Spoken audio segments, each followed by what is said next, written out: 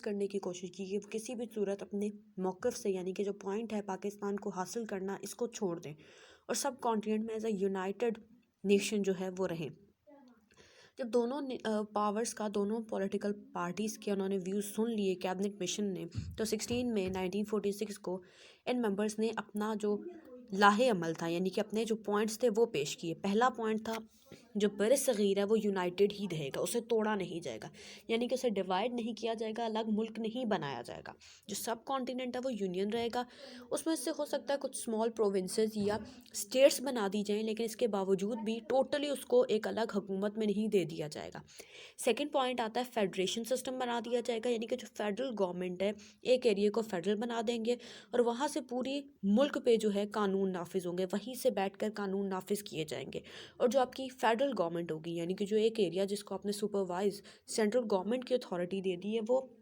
Defence पे deal करेगा, foreign affairs पे यानी कि जो इंटरनेशनल इश्यूज़ हैं उन पे डील करेगा और कम्युनिकेट करेगा डिफरेंट ममालिक से और उनके इश्यूज़ को समझेगा और अपने प्रॉब्लम्स उनसे साथ डिस्कस करेगा। अब यही जो यूनियन है यानी कि जो सब कॉन्टिनेंट की सेंट्रल गवर्नमेंट है ये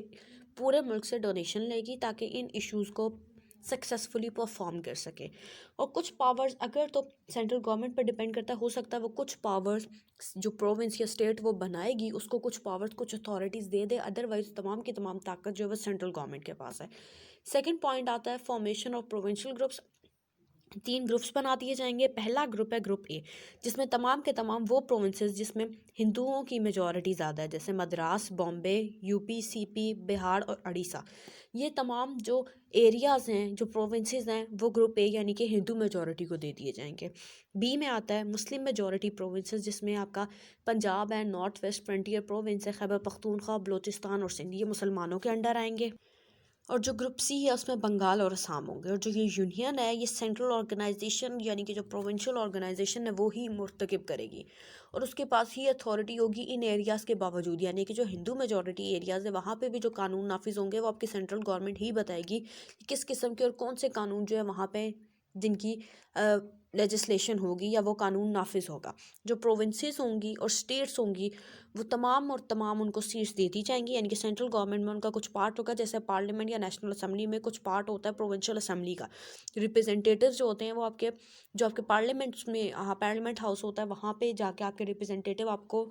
जो है रिप्रेजेंट करते हैं, आपके इश्यूज़ को प्रोविंस के इश्यूज़ को डील करते हैं। इसी तरीके से हर एरिए के हर स्टेट के जो लोग होंगे रिप्रेजेंटेटिव्स होंगे वो आपकी सेंट्रल गवर्नमेंट के सेंट्रल लेजिस्लेशन में बैठेंगे और तमाम के तमाम अपने इश्यूज़ को रिजॉल्व करने की कोशिश करेंगे।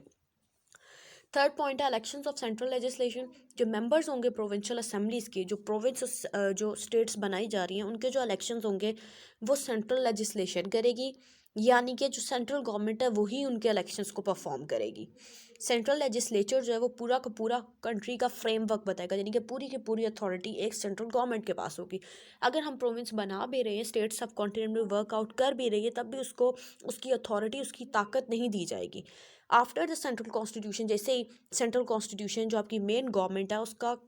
लाहे अमल तक की पा चुका होगा यानी कि बन चुका होगा, तो इन तीनों प्रोविंसेस जो ग्रुप्स थे, फर्स्ट हिंदू वाला, सेकंड मुस्लिम्स का और थर्ड बंगाल और असम में नाफिज हो जाएंगे। फोर्थ पॉइंट है इंटरम गवर्नमेंट फौरी बना दी जाएगी ताकि गवर्नमेंट का जो सिस्टम है वो रन किया जा सके। इंटरम गवर्नमेंट कहते हैं फ़र्ज़ी हुकूमत को जो कुछ देर के लिए इन केस ऑफ इलेक्शन से पहले कुछ टाइम के लिए जो है वो एक फ़र्ज़ी हुकूमत बना दी जाती है ताकि मुल्क को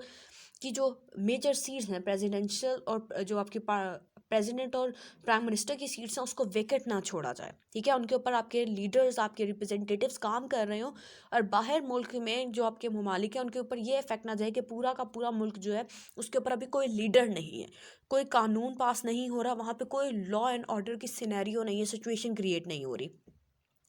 इंटरिम गवर्नमेंट जो है उसमें आपके रिप्रेजेंटेटिव्स बैठेंगे, यानी कि मेजर पार्टीज़ के वो जितने भी उस एरिया की मेजर पार्टीज़ होंगी उस रीजन की, वो तमाम मेजर पार्टीज़ के लोगों में से को इलेक्ट करके जो है इंटरिम गवर्नमेंट का पार्ट बनाया जाएगा, और हार्डली ये 2 to 3 मंथ्स के लिए ये वर्कड आउट करती है। ऑल द मिनिस्टर्स, जितने भी इंटरिम गवर्नमेंट के मिनिस्टर्स होंगे वो तमाम के तमाम लोकल होंगे, यानी कि सब कॉन्टिनेंट से ही बिलोंग करेंगे। कोई भी ब्रिटानिया का, ब्रिटेन का बंदा जो है वो इंटरिम गवर्नमेंट का पार्ट नहीं बनेगा। और ये जो इंटरिम गवर्नमेंट होगी ये 2 से 3 महीने जितने भी टाइम के लिए, टेन्योर के लिए काम करेगी, ये अपने फैसले पे खुद मुख्तार होगी, यानी कि इससे किसी को जवाब नहीं देना पड़ेगा। और ये किसी के अथॉरिटी को, यानी कि किसी की भी अथॉरिटी, अगर वो अभी जो है कोई कानून जारी करती है, कानून बनाती है, इम्प्लीमेंट करती है, तो उसको किसी को जवाब नहीं देना। Every province would be empower to join the groups of its own choice. हर एरिया के पास ये अथॉरिटी है कि वो अपनी मर्जी से किसी भी ग्रुप में शामिल हो सकता है, उन 3 ग्रुप्स के अलावा जो ऊपर मेंशन्ड हो चुकी है। सेपरेशन फ्रॉम यूनियन, अगर 1 या 2 प्रोविंसेस या कोई ग्रुप ये चाहता है कि वो इस यूनियन से सेपरेट हो जाए, तो इन्हें 10 साल तक का ऑलमोस्ट टाइम टेन्योर मिलेगा, यानी कि जिसमें इन्हें तकरीबन कोशिश की जाएगी कि इन्हें मनाया जाए कि उस हार्डशिप को, उस जो यूनाइटेड नेशन है उसको तोड़ा ना जाए, और एक पॉइंट बताया जाएगा कि आखिर आप क्यों इन पॉइंट्स को, इनको तोड़ रहे हैं, इनको क्यों सेपरेट डाउन कर रहे हैं। 6 पॉइंट है veto power to appease and calm down the Congress. अब पॉइंट एक ऐड हुआ था, एक रिक्वेस्ट की गई थी कमीशन से कि जो पॉलिटिकल पार्टीज़ की अगर लॉस को, अगर एक पार्टी होती है जो आपकी लीड में होती है और एक पार्टी उसके ओपोनेंट में होती है, अब जो ओपोनेंट पार्टी है जिसे ओपोजिशन भी कहा जाता है, अगर वो कोई पॉलिसी को गवर्नमेंट की इख्तलाफ करती है, उसकी मुखालफत करती है, तो क्या उसको चेंज कर सकती है। वीटो पावर बेसिकली ये अमेरिका में होता है, ये सिस्टम राइज होता है, वहाँ पे जो अपोजिशन होती है वो तमाम जो पार्टीज़ हैं वो मिल के उस गवर्नमेंट की पॉलिसी को जो है वो वीटो कर सकती हैं, उसको ख़त्म कर सकती हैं। तो फिर गवर्नमेंट की जो पॉलिसी है वो इम्प्लीमेंट नहीं होती, वो टोटली रिजेक्ट हो जाती है पूरे हाउस से। बेशक उससे कोई भी आपका लीडर जो है गवर्नमेंट का वो उसको अनाउंस करे, वो चेंज हो जाता है। तो इसी तरीके से कहा गया था कि सब कॉन्टिनेंट में भी ये जो अथॉरिटी है ये राइट जो, however the right to join the interim, और ये जो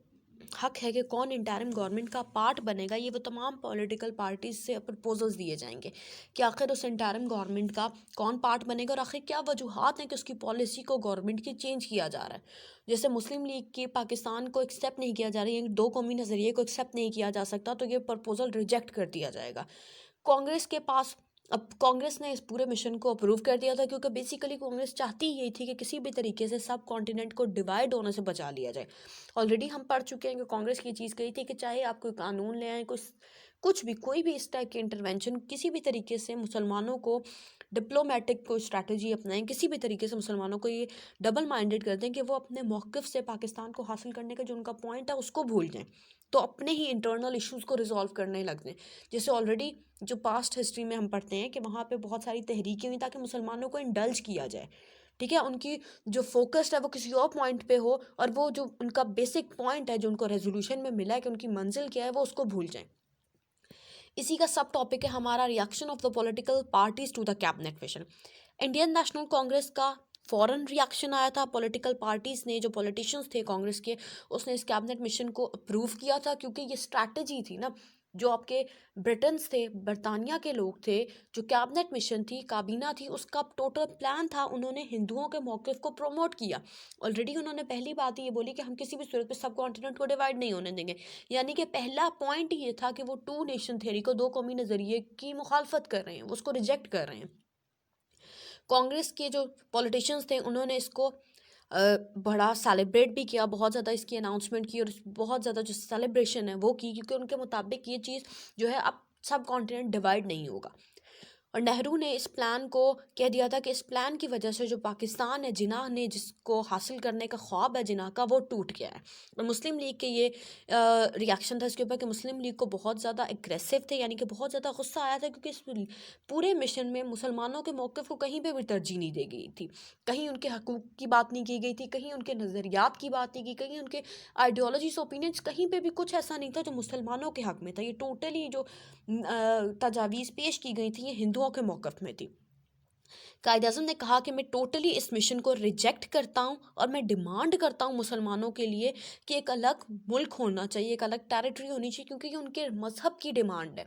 ये उनके रिलीजन की डिमांड है, और एक अलग सॉवरेन स्टेट, एक ऐसी स्टेट, खुद मुख्तार स्टेट, जहाँ पर तमाम की तमाम अथॉरिटी जो है वो अपने मज़हब के मुताबिक ज़िंदगी गुजार सकें। जो कि सिर्फ एक प्रॉब्लम है कि कॉन्स्टिट्यूशनली आईनी तौर पर सिर्फ सब कॉन्टिनेंट का एक हल है कि उसको डिवाइड कर दिया जाए। Final decision of Quaid Azam, Muslim league ने अथॉरिटी जो है कायद आजम को दे दी थी कि पूरा का जो फाइनल डिसीजन है वो कायद आजम मोहम्मद अली जिन्ना का होगा। वो अब उसके पाकिस्तान के लिए स्ट्रगल करते हैं या वो जो भी उस तरीके से उसको मोल्ड करते हैं या उसकी गांधी की बात मान लेते हैं, ब्रिटेन के जो कैबिनेट मिशन है इसके ऊपर अमल कर लेते हैं, मुसलमानों ने टोटली अपनी अथॉरिटी कायद आजम को दे दी थी। This made the Congress nervous, जिसकी वजह से जो कांग्रेस थी वो बहुत ज़्यादा मुश्किलात को फेस की थी। उन्हें लग रहा था कि अभी कायद आजम कोई ऐसा जस्टिफाइड पॉइंट सामने ले आएंगे जिसकी वजह से उन्हें दोबारा से ब्रिटेन को मनाना पड़ेगा कि वो डिवाइड ना करें। सो मुसलमान जो वर्कर्स थे उन्होंने जो इसके लिए काम किया, ठीक है, जिस तरीके से स्ट्रगल की, हार्डशिप्स की, या जिस तरीके से जो मुश्किलात टफ टाइम उन्होंने सब कॉन्टिनेंट में देखा, उस सब के बावजूद भी उनमें एक जज्बा था कि उन्होंने एक अलग मुल्क को हासिल करना है क्योंकि वो उनकी ज़रूरत है। कायद आज़म ने एक स्टेटमेंट जारी की थी कि अगर ये प्लान इम्प्लीमेंट नहीं होता तो मुस्लिम मेजॉरिटी एरियाज़ हैं 10 साल के लिए आप उन्हें एक चांस दे दें कि वो सेपरेट इंडिपेंडेंट स्टेट हो। यानी कि ऑलरेडी आपने ये कहा कि अगर कोई मुल्क सेपरेट होना भी चाहता है तो 10 साल तक आप उसको वहाँ पे सेपरेट डाउन कर दें, आप उसको अलग अथॉरिटी दे दें, आप सब कॉन्टिनेंट को डिवाइड ना करें, वहीं पे रहकर वो 10 सालों के लिए जो मुस्लिम मेजॉरिटी एरियाज उनको टोटली डिवाइड कर दें। जो लीडर्स थे कांग्रेस के वो बहुत कंफ्यूज हो गए, उनमें इंटेलेक्चुअल कैपेसिटी यानी कि उन्होंने सोचा कि कायद आज़म की बात तो बिल्कुल ठीक है, यानी कि उन्होंने खुद ये पॉइंट जो ब्रिटेन हैं बरतानिया के कैबिनेट मिशन के साथ मिलकर दिया था कि अगर कोई मुल्क, अगर कोई एरिया सब कॉन्टिनेंट के डिवीजन से अलग होना चाहता है तो उसके पास सिर्फ ये हल है कि वो 10 साल तक अलग से अपने मुल्क को चलाए, अपने एरिया को चलाए, वहाँ पे उसकी अलग हुकूमत हो। तो कायद आज़म मोहम्मद अली जिन्ना ने कहा कि मुसलमान भी तो इसी चीज़ की डिमांड करें कि आप उनको एक अलग एरिया दे दें। बहुत ज़्यादा निगोसिएशन हुई, बहुत बातचीत हुई और आखिरकार इस प्लान को मान लिया गया और फॉर्मेशन हो गई इंटरिम गवर्नमेंट की, जिसके बाद कॉन्स्टिट्यूशन ने प्रोविंसेस की ग्रुपिंग को रिजेक्ट कर दिया। इंटरिम गवर्नमेंट में मुस्लिम लीग के भी लीडर्स बैठे, कांग्रेस के भी थे, और टोटली हाई मेजोरिटी के साथ जो डिवीज़न थी ग्रुप्स की, जिसमें ए बी और सी ग्रुप्स हमने मेंशन किया, उनकी डिवीज़न को रोक दिया गया।